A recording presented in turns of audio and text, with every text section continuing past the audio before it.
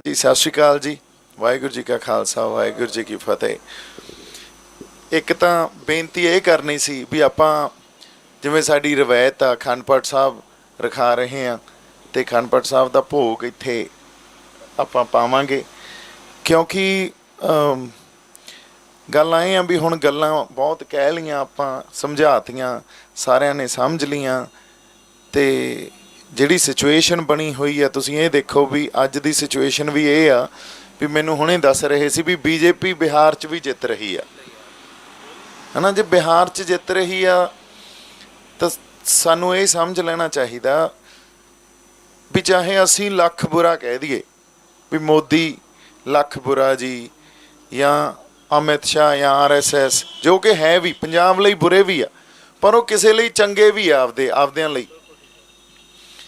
सो इस गल तो सानू समझ ये आ जाती आ भी जिहड़े सेंटर की पॉलिसी आ कोई भी दिल्ली की या सेंटर के हित आ ते पंजाब दे हित आ वो कदे भी एक नहीं हो सकते।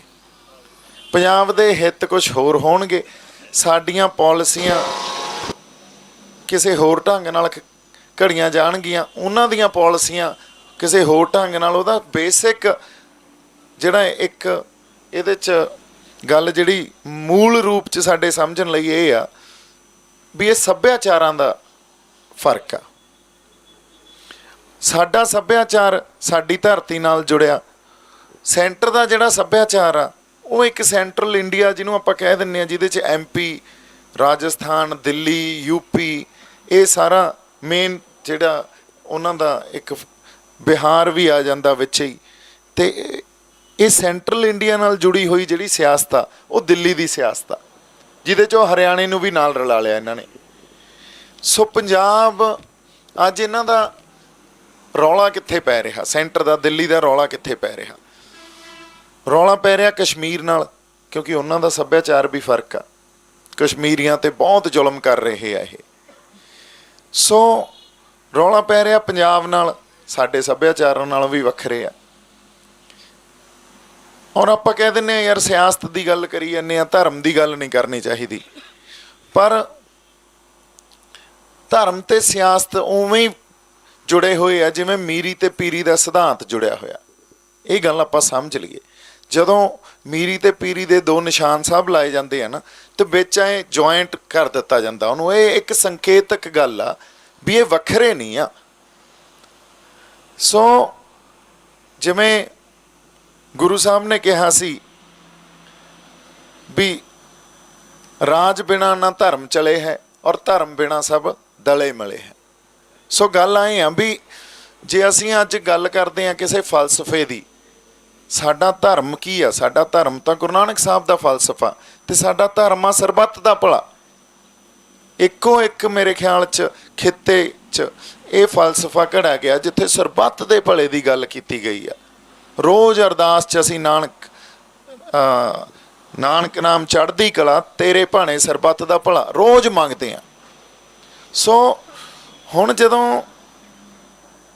दिल्ली दे नाल साडे हित नहीं मिलते क्योंकि सभ्याचारां दा फर्क आ ते जिहड़ी सियासत दिल्ली तो चलूगी उन्हां दा सभ्याचारक तौर ते साडे नालों वखरेवा होना ही ये लाजमी आ।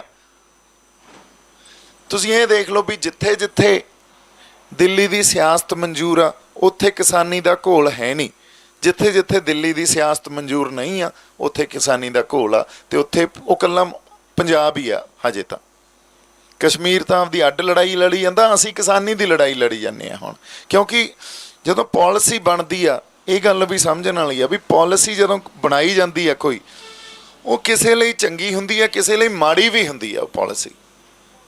तो जदों दिल्ली ने पॉलिसी बनाउणी आ उन्होंने मेजोरिटी के हिसाब नाल पॉलिसी बनाउणी आ ते मेजोरिटी च अगले कोले 303 MP आ ते साडे 13 भी इकट्ठे नहीं हुंदे, 2 एक पासियों 3 एक पासियों 4 एक पासियों, साडे तां 13 का भी कोई फर्क नहीं, जे इकट्ठे भी हो जाण कोई फर्क नहीं।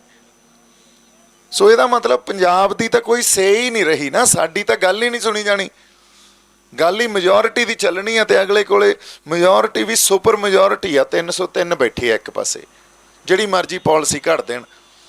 सो गल इत्थों तक आ गई, तुसीं गल कर रहे सी डेमोक्रेसी की by the people, for the people, of the people, ਜਾਂ ਜਮਹੂਰੀਅਤ ਕਹਿ ਲਈਏ ਆਪਾਂ। ਪਿੰਡ ਵਾਲੇ ਬਜ਼ੁਰਗ ਬੈਠੇ ਆ, ਲੋਕਤੰਤਰ ਦੀ ਗੱਲ ਕਰਦੇ ਆ ਵੀ ਇਹ ਲੋਕਾਂ ਦਾ ਰਾਜ ਆ।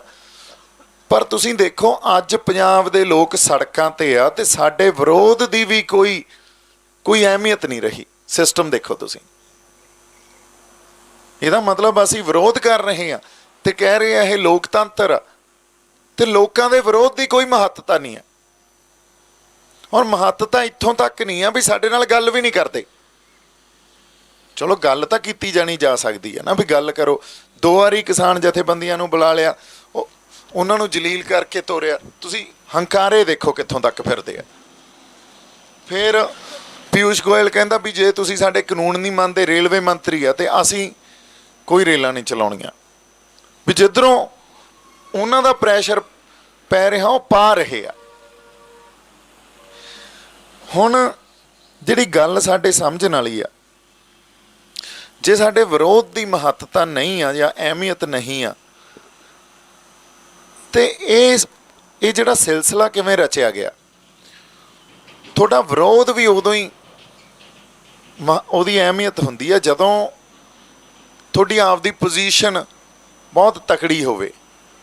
ਤਕੜੀ ਪੋਜੀਸ਼ਨ ਅੱਜ ਦੇ ਯੁੱਗ 'ਚ ਤਾਂ ਸਰਮਾਏਦਾਰੀ ਆ। ਔਰ ਇੱਕ ਜਦੋਂ ਪੰਜਾਬ ਦੀ ਸਰਮਾਏਦਾਰੀ ਦੀ ਗੱਲ ਕਰਦੇ ਆ ਤਾਂ ਸਾਡੀ ਸਰਮਾਏਦਾਰੀ ਕੀ ਆ? ਸਾਡਾ ਪਾਣੀ, ਸਾਡੀ ਧਰਤੀ ਤੇ ਸਾਡੇ ਲੋਕ। ਇਹੀ ਸਰਮਾਏਦਾਰੀ ਆ ਨਾ, ਵੀ ਸਾਡਾ ਪਾਣੀ ਤੋਂ ਬਿਨਾਂ ਕੋਈ ਗੱਲ ਨਹੀਂ ਬਣਦੀ ਕਿਸੇ ਧਰਤੀ ਤੇ। ਲੋਕ ਨਹੀਂ ਜਿਉਂਦੇ ਰਹਿ ਸਕਦੇ, ਕੁਛ ਪੈਦਾ ਨਹੀਂ ਕੀਤਾ ਜਾ ਸਕਦਾ। ਸਾਡਾ ਪਾਣੀ ਤਾਂ ਇਹ ਕਾਨੂੰਨ ਬਣਾ ਸਾਡੇ ਤੋਂ ਲੈ ਗਏ, ਨਵੇਂ ਕਾਨੂੰਨ।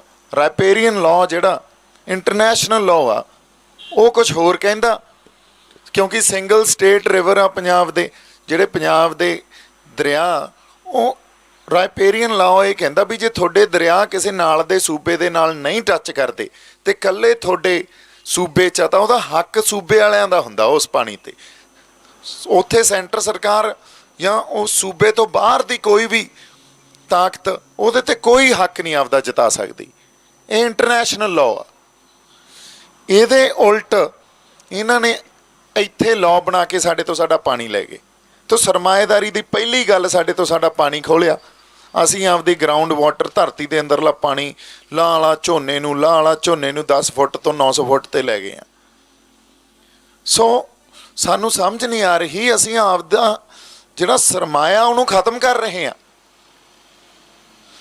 ਇੱਕ ਤਾਂ ਇਹ ਖੋਹ ਕੇ ਲੈ ਗਏ, ਦੂਜਾ ਅਸੀਂ ਖਤਮ ਕਰ ਰਹੇ ਹਾਂ। ਹੁਣ ਗੱਲ ਅਗਲੀ ਕਿੱਥੇ ਆ ਗਈ? ਅਗਲੀ ਆ ਗਈ ਸਾਡੀ ਜ਼ਮੀਨ ਦੀ, ਧਰਤੀ ਦੀ। ਉਹਨੇ ਅਨਾਜ ਪੈਦਾ ਕਰਨਾ, ਸਭ ਕੁਛ ਤਬਾਹ ਵੀ ਹੋ ਜਾਊਗਾ, ਪਰ ਫਿਰ ਵੀ ਧਰਤੀ ਤਾਂ ਅਨਾਜ ਪੈਦਾ ਕਰੂ ਨਾ।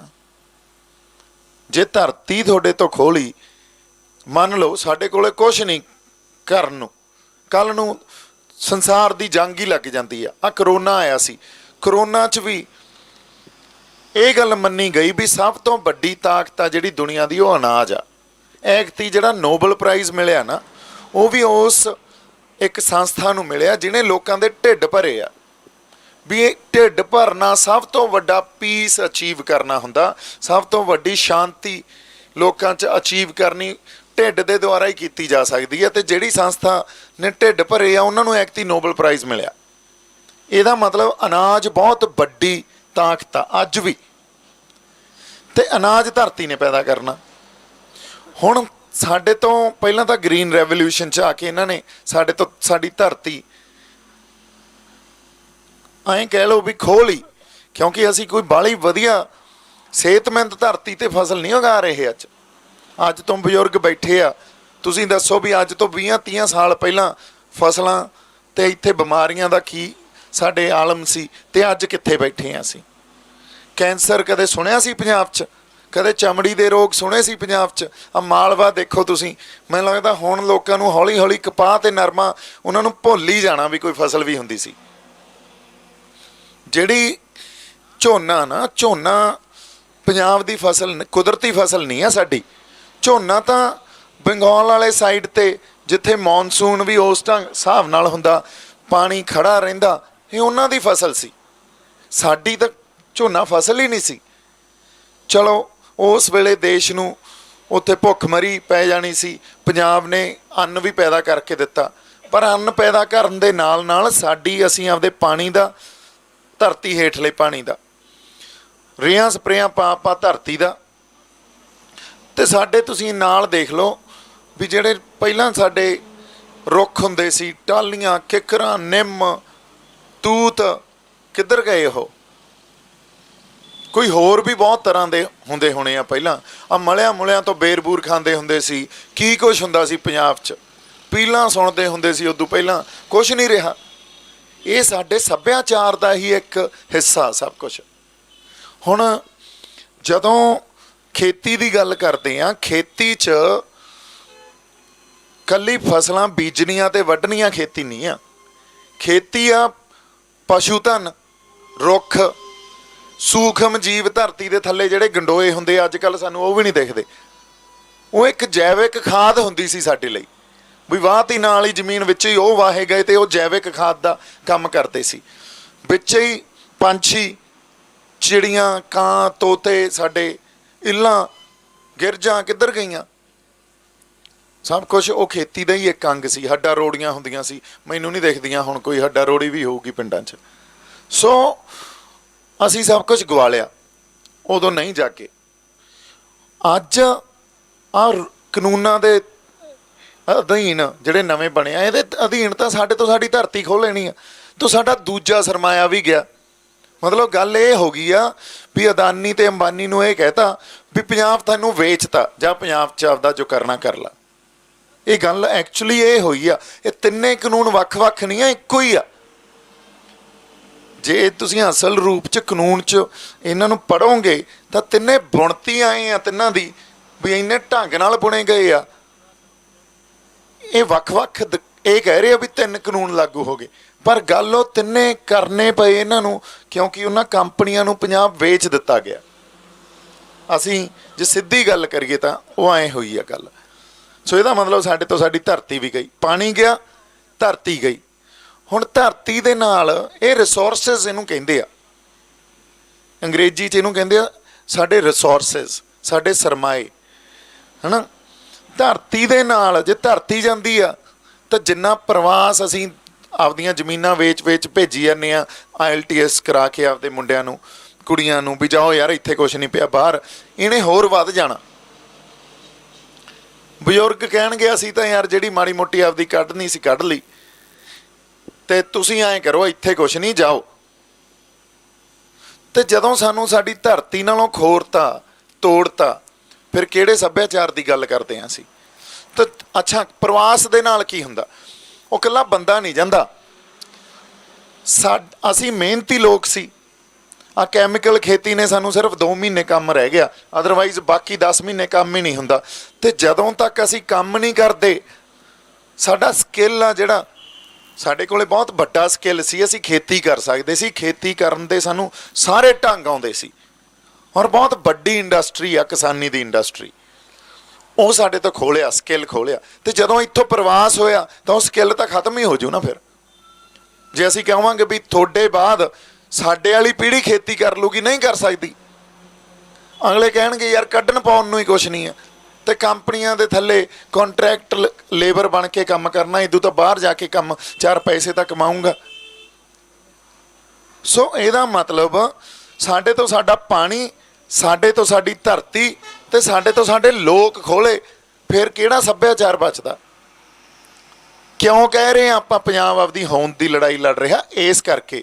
ਤੇ ਫਿਰ ਕਿਹੜੇ ਗੁਰੂ ਨਾਨਕ ਸਾਹਿਬ ਦੇ ਫਲਸਫੇ ਦੀ ਗੱਲ ਕਰ ਲਾਂਗੇ, ਕਿਹੜੇ 10ਵੇਂ ਪਾਤਸ਼ਾਹ ਦੀ ਗੱਲ ਕਰ ਲਾਂਗੇ, ਜਾਂ ਕਿਹੜੇ ਸਰਬੱਤ ਦੇ ਭਲੇ ਦੀ ਗੱਲ ਕਰ ਲਾਂਗੇ, ਜਾਂ ਮਾਨਸ ਕੀ ਜਾਤ ਸਭ ਇੱਕੋ ਪਹਿਚਾਣ ਬੋ ਦੀ ਗੱਲ ਕਰ ਲਾਂਗੇ?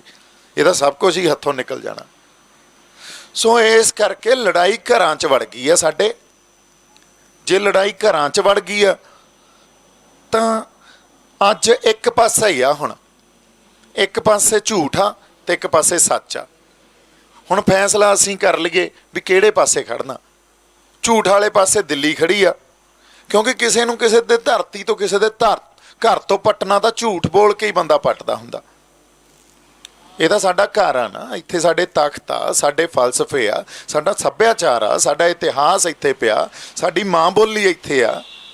ਹੌਲੀ ਹੌਲੀ ਜਦੋਂ ਮੰਨ ਲਓ ਮੈਂ ਹੀ ਬੰਬੇ ਰਹਿੰਦਾ ਸੀ, ਮੈਂ ਕਈ ਲਫ਼ਜ਼ ਹੁਣ ਇਹੋ ਜਿਹੇ ਬੋਲ ਦਿੰਦਾ ਜਿਹੜਾ ਹੋ ਸਕਦਾ ਜੇ ਪੰਜਾਬ 'ਚ ਰਹਿੰਦਾ ਹੁੰਦਾ ਤਾਂ ਉਹ ਲਫ਼ਜ਼ ਵੱਖਰੇ ਹੋਣੇ ਸੀ, ਪਰ ਫਿਰ ਵੀ ਮੈਂ ਕੋਸ਼ਿਸ਼ ਕੀਤੀ ਵੀ ਆਪਦੇ ਅੰਦਰੋਂ ਪੰਜਾਬ ਨਾ ਖੁਰਨ ਦੇਵਾਂ।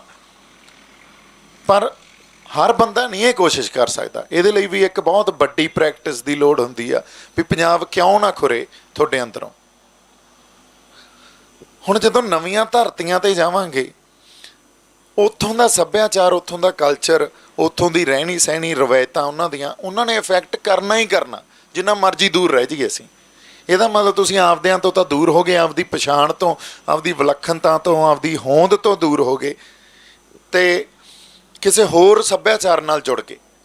ਅਤੇ ਆਉਣ ਵਾਲੀ 1-2 ਪੀੜ੍ਹੀ ਦਾ ਮਤਲਬ ਕੀ ਹੁੰਦਾ, ਅੱਗੇ ਜਿਹੜੇ ਬੱਚੇ ਹੀ ਹੋ ਜਾਂਦੇ ਆ, 10-15 ਸਾਲਾਂ ਦੀ ਖੇਡ ਹੀ ਹੁੰਦੀ ਆ ਸਾਰੀ, ਉਹਨਾਂ ਨੇ ਕੁਝ ਹੋਰ ਹੀ ਬਣ ਜਾਣਾ ਹੁੰਦਾ। ਅਤੇ ਉਹ ਬਣੇ ਫਿਰਦੇ ਆ ਸਾਡੇ ਜਿਹੜੇ ਬਾਹਰ ਜੰਮੇ ਪਲੇ ਆ, ਉਹਨਾਂ ਨੂੰ ਲੱਗਦਾ ਵੀ ਅਸੀਂ ਜੇ ਧਰਨਿਆਂ 'ਚ ਬੈਠੇ ਹਾਂ, ਮੋਰਚਿਆਂ 'ਚ ਬੈਠੇ ਹਾਂ, ਅਸੀਂ ਟਾਈਮ ਜਿਹਾ ਪਾਸ ਕਰੀ ਜਾਂਦੇ ਹਾਂ। ਇੱਥੇ ਆ ਕੇ ਲੋਕ ਇਹ ਕਹਿੰਦੇ ਆ ਵੀ ਟਾਈਮ ਜਿਹਾ ਪਾਸ ਹੋਈ ਜਾਂਦਾ ਯਾਰ, ਕੁਛ ਹੋਣਾ ਤਾਂ ਹੈ ਨਹੀਂ। ਜਦੋਂ ਸਾਡੇ 'ਚ ਦ੍ਰਿੜ ਨਿਸ਼ਚਾ ਹੀ ਨਹੀਂ ਹੈ, ਨਿਸ਼ਚੈ ਕਰ ਆਪਣੀ ਜੀਤ ਕਰੂੰ, ਅਤੇ ਟਾਈਮ ਪਾਸ ਕਰੀ ਜਾਂਦੇ ਆ, ਕੁਛ ਹੋਣਾ ਤਾਂ ਹੈ ਨਹੀਂ। ਅੱਛਾ, ਚੰਗੇ ਭਲੇ ਗੁਰਸਿੱਖ ਬੰਦੇ, ਗਾਤਰਾ ਪਾਇਆ ਹੋਵੇ, ਖੰਡੇ ਬੌਂਟੇ ਦੀ ਪਹੁੰਚ ਲਈ ਹੋਵੇ, ਉਹ ਬੰਦੇ ਕਹਿਣ ਆ ਕੇ ਵੀ ਆਹ ਟਾਈਮ ਜਿਹਾ ਪਾਸ ਕਰੀ ਜਾਂਦੇ ਆ, ਕੁਛ ਹੋਣਾ ਤਾਂ ਹੈ ਨਹੀਂ, ਫਿਰ ਉਸ ਬੰਦੇ ਨੂੰ ਜਵਾਬ ਨਹੀਂ ਦਿੱਤਾ ਜਾ ਸਕਦਾ। ਉਹਨੂੰ ਤਾਂ ਕੋਈ ਮਹਾਂਪੁਰਸ਼ ਹੀ ਜਵਾਬ ਦੇ ਸਕਦਾ, ਅਸੀਂ ਤਾਂ ਇਨਸਾਨ ਹਾਂ, ਹੈ ਨਾ। ਸੋ ਇਸ ਕਰਕੇ ਲੜਾਈ ਹੁਣ ਘਰਾਂ 'ਚ ਵੜ ਗਈ ਆ।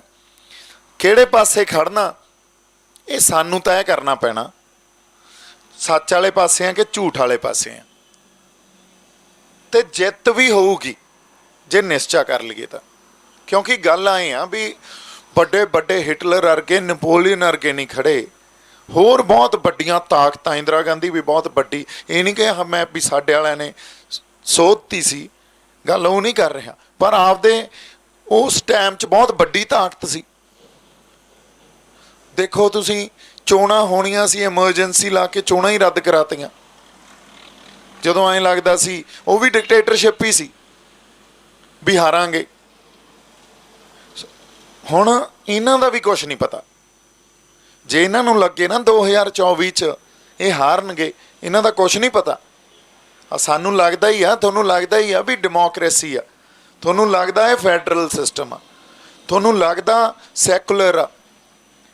ਇਹ ਜਿਹੜੇ ਅਸੀਂ ਕਿਤਾਬਾਂ 'ਚ ਜਾਂ ਇੰਡੀਅਨ ਕੌਂਸਟੀਟਿਊਸ਼ਨ 'ਚ ਜਿਹੜੇ ਲਫ਼ਜ਼ ਪੜ੍ਹੇ ਸੀ ਨਾ, ਜਦੋਂ ਇੱਥੇ ਬੈਠੇ ਆ ਉਹਨਾਂ ਦਾ ਮਤਲਬ ਕੁਛ ਹੋਰ ਆ, ਉੱਥੇ ਕੁਛ ਹੋਰ ਸੀ। ਸੋ ਅੱਜ ਜਦੋਂ ਮੈਂ ਇਹਨਾਂ ਲਫ਼ਜ਼ਾਂ ਨੂੰ ਦੇਖਦਾ ਤਾਂ ਆਈ ਡੋਂਟ ਨੋ ਆਪਣੇ 'ਚੋਂ ਕਿੰਨੇ ਕੁ ਇਹ ਗੱਲ ਸਮਝਣਗੇ, ਪਰ ਮੈਨੂੰ these theories reflect power relations।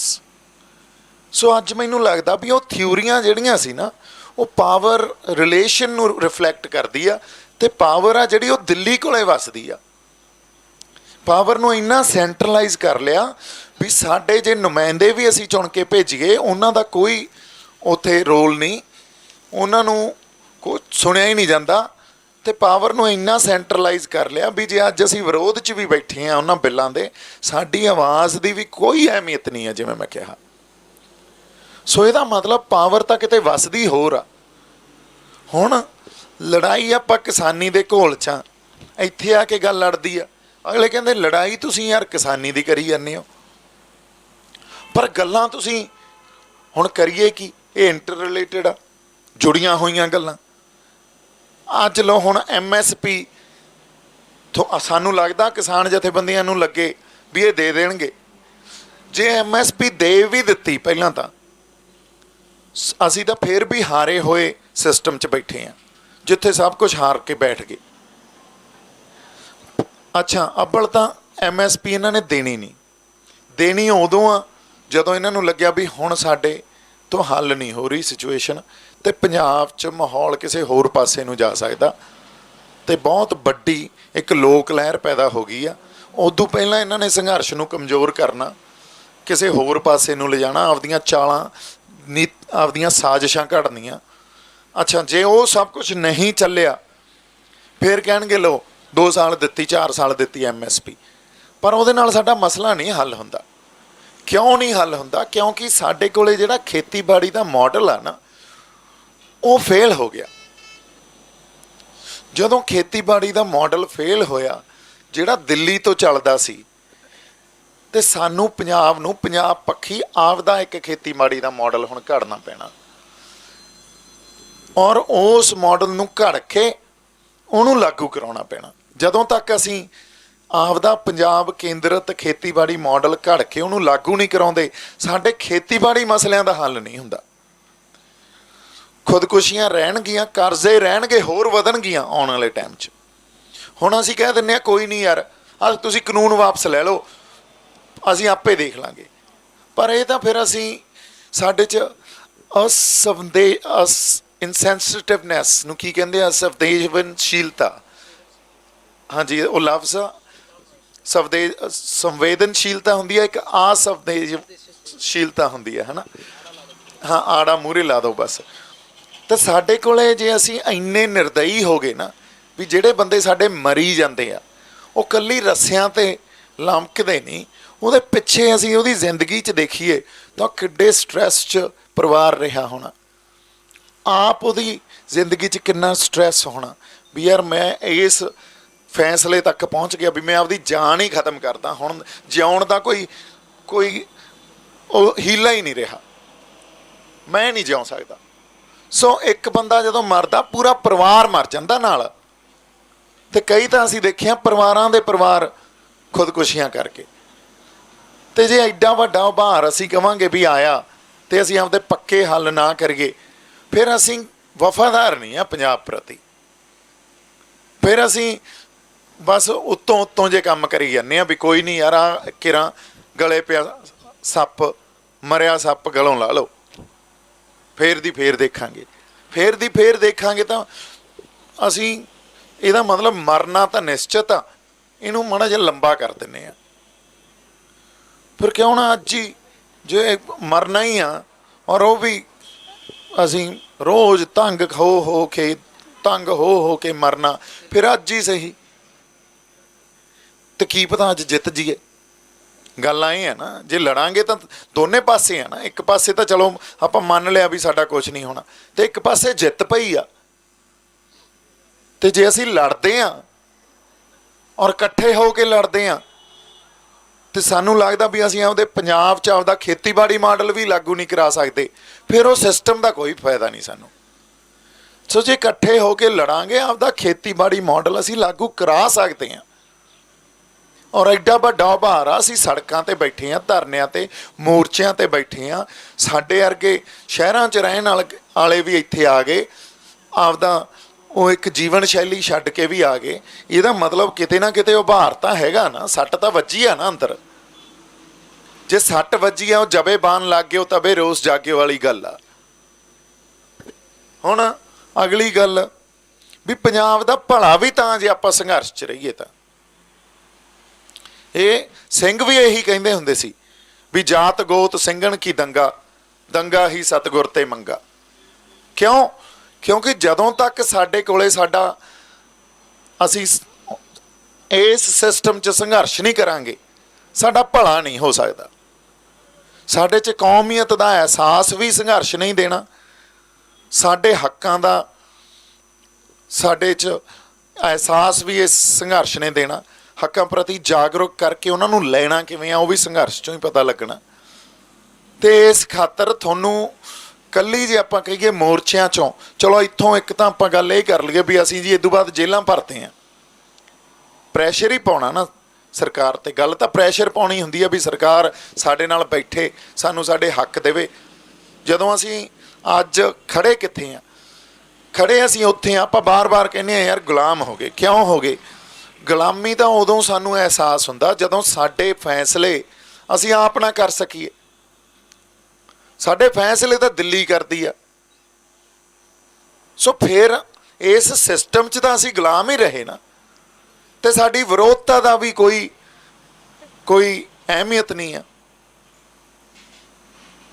ਸੋ ਔਰ ਉਹਨਾਂ 'ਚ ਸੰਵੇਦਨਸ਼ੀਲਤਾ ਵੀ ਨਹੀਂ ਆ ਦਿੱਲੀ ਵਾਲਿਆਂ 'ਚ ਵੀ ਸਾਨੂੰ ਸਮਝ ਸਕਣ, ਸਾਡੇ ਨਾਲ ਗੱਲ ਹੀ ਕਰ ਲੈਣ। ਉਹਨਾਂ ਨੂੰ ਪਤਾ ਵੀ ਸਾਡੀ ਵਿਚਾਰਧਾਰਾ ਉਸ ਕੱਲੀ ਆਰਥਿਕ ਸਾਡੇ ਤੇ ਮਾਰ ਨਹੀਂ ਮਾਰ ਰਹੇ, ਸੱਭਿਆਚਾਰਕ ਮਾਰ ਵੀ ਮਾਰ ਰਹੇ ਆ। ਵੀ ਇਹਨਾਂ ਦੇ ਸੱਭਿਆਚਾਰ ਨੂੰ ਵੀ ਜਿਹੜਾ ਸਾਡੇ ਅੱਗੇ ਖੜਾ ਹੋ ਜਾਂਦਾ, ਇਹਨੂੰ ਵੀ ਸੱਟੋ ਯਾਰ। ਹੁਣ ਜਦੋਂ ਹੋਂਦ ਦੀ ਲੜਾਈ ਆ, ਫਿਰ ਸਾਨੂੰ ਲੜਨੀ ਪੈਣੀ ਆ। ਜਿਹੜਾ ਬੰਦਾ ਇਹ ਕਹਿੰਦਾ ਵੀ ਮੇਰੀ ਹੋਂਦ ਪੰਜਾਬੀਅਤ ਆ, ਮੇਰੀ ਕੌਮ ਆ ਜਾਂ ਮੇਰੀ ਕੌਮੀਅਤ ਪਹਿਲਾਂ ਪੰਜਾਬੀ ਆ, ਫਿਰ ਮੈਂ ਭਾਰਤੀ ਆ, ਇਹ ਗੱਲ, ਕਿਉਂਕਿ ਇਹ ਦੇਸ਼ ਵੀ ਯੂਨੀਅਨ ਆਫ ਇੰਡੀਆ ਅੰਗਰੇਜ਼ੀ 'ਚ ਕਹਿੰਦੇ ਆ ਇਹਨੂੰ, ਹੈ ਨਾ। ਦੇਸ਼ ਵੀ ਇੱਕ ਬਹੁ ਕੌਮੀਅਤ ਨੇ ਵਸਾਇਆ ਹੋਇਆ, ਇੱਥੇ ਵੱਖ-ਵੱਖ ਤਰ੍ਹਾਂ ਦੀਆਂ ਕੌਮਾਂ ਨੇ ਮਿਲ ਕੇ ਇੱਕ ਦੇਸ਼ ਬਣਾਇਆ ਹੋਇਆ। ਉਹ ਬਹੁ ਕੌਮੀਅਤ ਦੀ ਮਾਣ ਸਨਮਾਨ ਤੇ ਉਹਦੀ ਰੱਖਿਆ ਕੀਤੀ ਜਾਣੀ ਚਾਹੀਦੀ ਆ। ਇਸੇ ਕਰਕੇ ਤਾਂ ਆਪਾਂ ਇਸ ਦੇਸ਼ 'ਚ ਆਏ ਹਾਂ, ਨਹੀਂ ਤਾਂ ਸਾਡਾ ਆਪਦਾ ਦੇਸ਼ ਸੀ ਨਾ ਇੱਕ। ਤੇ ਜੇ ਦੇਸ਼ ਨਹੀਂ ਸਾਡੀ ਰੱਖਿਆ ਕਰਦਾ, ਸਾਨੂੰ ਸੁਰੱਖਿਅਤ ਫੀਲ ਕਰਾਉਂਦਾ, ਫਿਰ ਇਸ ਦੇਸ਼ 'ਚ ਰਹਿਣ ਦਾ, ਦੇਸ਼ ਦਾ ਤਾਂ ਇਹੀ ਹੁੰਦਾ ਨਾ ਵੀ ਅਸੀਂ ਇੱਕ ਦੇਸ਼ 'ਚ ਰਹਿੰਦੇ ਹੋਈਏ। ਦੇਸ਼ ਦੀ ਸਰਕਾਰ ਇਹ ਕਹਿੰਦੀ ਆ ਵੀ ਤੁਹਾਡੀ ਬਹੁ ਕੌਮੀਅਤ ਦੀ ਅਸੀਂ ਰੱਖਿਆ ਕਰਾਂਗੇ, ਤੁਹਾਨੂੰ ਮਾਣ ਸਨਮਾਨ ਦੇਵਾਂਗੇ, ਤੇ ਅਸੀਂ ਇਹ ਕਹਿੰਦੇ ਆ ਵੀ ਸਾਡੀ ਵਫਾਦਾਰੀ ਰਹੂਗੀ ਦੇਸ਼ ਲਈ। ਜਦੋਂ ਸਾਡੀ ਬਹੁ ਕੌਮੀਅਤ ਦੀ, ਸਾਡੀ ਵਿਲੱਖਣਤਾ ਦਾ ਰੱਖਿਆ ਹੀ ਨਹੀਂ ਆ, ਸਾਨੂੰ ਮਾਣ ਸਨਮਾਨ ਹੀ ਨਹੀਂ ਦਿੱਤਾ ਜਾ ਰਿਹਾ, ਫਿਰ ਸਾਡੀ ਵਫਾਦਾਰੀ ਕਾਹਦੀ? ਗੱਲ ਤਾਂ ਰਿਲੇਸ਼ਨਸ਼ਿਪ ਆ ਨਾ ਦੇਸ਼ ਤੇ ਇੱਕ ਨਾਗਰਿਕ 'ਚ। ਸੋ ਇਹਨੂੰ ਇਹ ਅੱਤਵਾਦ ਵਾਲੇ ਪਾਸੇ ਲੈ ਜਾਂਦੇ ਆ, ਵੱਖਵਾਦ ਵਾਲੇ ਪਾਸੇ ਲੈ ਜਾਂਦੇ ਆ। ਗੱਲ ਤਾਂ ਅਸੀਂ ਗਲਤ ਕਿੱਥੇ ਕਰ ਰਹੇ ਹਾਂ? ਆਪਦੇ ਹੱਕਾਂ ਦੀ ਗੱਲ ਹੀ ਕਰ ਰਹੇ ਹਾਂ ਨਾ, ਵੀ ਸਾਡੇ ਸੱਭਿਆਚਾਰ ਜਾਂ ਸਾਡੀ ਧਰਤੀ ਜਾਂ ਸਾਡੇ ਖਿੱਤੇ ਦੇ, ਸਾਡੀ ਕਿਰਤ ਦੇ ਹਿਸਾਬ ਨਾਲ ਹੀ ਸਾਨੂੰ ਹੱਕ ਦੇ ਦੇਣ ਯਾਰ। ਸਾਡੀਆਂ ਫਸਲਾਂ ਤਾਂ ਸਾਨੂੰ ਹੱਕ ਹੋਵੇ ਨਾ ਕਿ ਕਿਹੜੀਆਂ ਫਸਲਾਂ ਬੀਜਣੀਆਂ।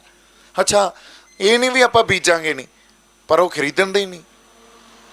MSP 2 ਫਸਲਾਂ ਤੇ ਮਿਲਣੀ ਆ ਤੁਹਾਨੂੰ, ਹੋਰ ਤਾਂ ਮਾੜੀ ਮੋਟੀ ਉਹ ਦੂਜੀ ਤਾਂ ਮਿਲਦੀ ਨਹੀਂ। ਸੋ ਸਾਨੂੰ ਮਜਬੂਰ ਕੀਤਾ ਜਾਂਦਾ ਵੀ ਆਹੀ ਫਸਲਾਂ ਬੀਜਣੀਆਂ, ਤੁਸੀਂ ਆਹੀ ਏਜੰਸੀਆਂ ਤੁਹਾਡੇ ਤੋਂ ਚੱਕਣਗੀਆਂ ਸਾਡੀਆਂ।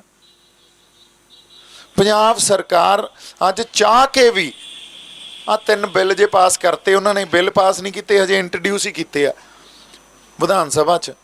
ਉਹ ਤਾਂ ਉਹਨਾਂ ਨੇ ਇੱਕ ਸੁਰੱਖਿਅਤ ਰਸਤਾ ਜਿਹਾ ਲੈ ਲਿਆ ਵੀ ਇਹ ਤੋਂ ਕਿਵੇਂ ਨਿਕਲ ਗਏ, ਪਰ ਚਾਹ ਕੇ ਵੀ ਕੁਛ ਨਹੀਂ ਕਰ ਸਕਦੀ। ਇਹਨਾਂ ਦੇ ਪੱਲੇ ਹੀ ਕੁਛ ਨਹੀਂ, CM ਦੇ ਵੀ ਪੱਲੇ ਕੁਛ ਨਹੀਂ ਆ। ਪਾਵਰ ਸਾਰੀ ਦਿੱਲੀ 'ਚ ਸੈਂਟਰਲਾਈਜ਼ ਹੋ ਗਈ ਆ ਪਾਵਰ, ਔਰ ਸੈਂਟਰਲਾਈਜ਼ ਹੋਣ ਤੋਂ ਬਾਅਦ ਵੀ, ਕੇਂਦਰਿਤ ਹੋਣ ਤੋਂ ਬਾਅਦ ਵੀ ਉਹਨੂੰ ਆਪਦੇ ਹੱਥਾਂ 'ਚ ਲੈ ਲੈਂਦੇ ਆ।